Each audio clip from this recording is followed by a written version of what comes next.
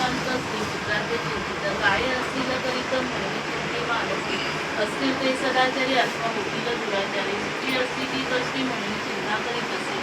पासुनी राजा म्हणत जे तुला हा पुत्र त्याच कारणे चिंता करीत तो झाला ते असे वैश्य म्हणे आपले वचन योग्य करीत राहे मनसी पुत्राचे आठवण सर्व चिंता करीत असे धन लुटाया कारण मज घेतले हातून परिचित प्रेम मग्न होऊन चिंता करीत असे असे काय होत हे न कळे मग कवन माया अद्भुत खेळ सारा हाल